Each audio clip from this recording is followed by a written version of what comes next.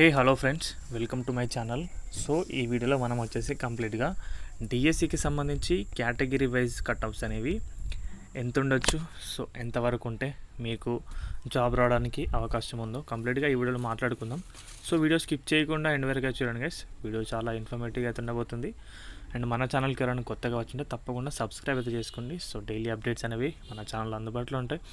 So ముఖ్యంగా చూసుకుంటే కనుక ఓపెన్ కేటగిరీ వారికి, సో ఓపెన్ కేటగిరీ వారికి మనం చూసుకుంటే కనుక ఎంత ఉండొచ్చు ఓపెన్ కేటగిరీలో కట్ ఆఫ్ అనేది. సో చూస్తే తప్పకుండా 80 ఎబో అయితే ఉంటుంది. సో 80+ అయితే మీరైతే తప్పకుండా అయితే ఈ స్కోర్ అనేది ఉండాలి ఓపెన్ కేటగిరీ అంటే, కంప్లీట్గా ఓసీ వారికి కూడా అని చెప్పొచ్చు. సో అదేవిధంగా బీసీ వారికి చూసుకుంటే కనుక ఓబీసీ కేటగిరీ నుంచి చూసుకుంటే సో తప్పకుండా అయితే 70+ స్కోర్ అయితే ఉండాలండి. 70+.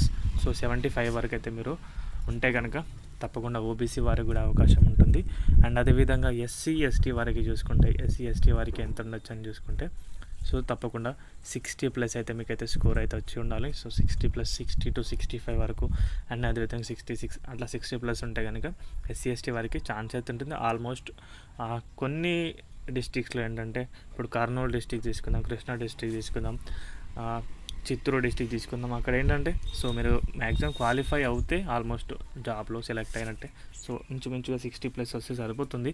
అండ్ అదేవిధంగా ఈడబ్ల్యూఎస్ కేటగిరీ వారికి ఇంకేదైనా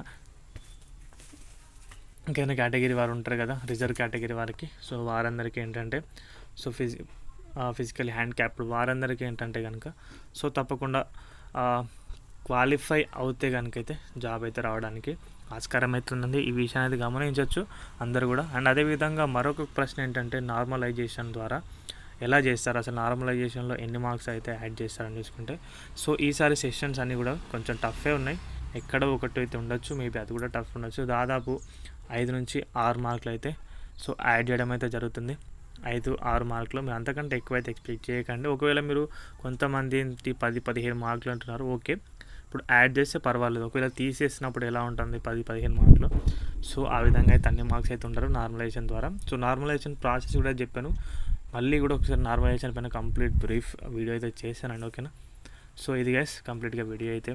సో వీడియో నచ్చితే వీడియోకి అయితే ఒక లైక్ చేయండి. మన ఛానల్కి ఎవరైనా కొత్తగా వచ్చి ఉంటే తప్పకుండా సబ్స్క్రైబ్ చేసుకోండి. థ్యాంక్స్ ఫర్ వాచింగ్ అందరికీ. బాయ్.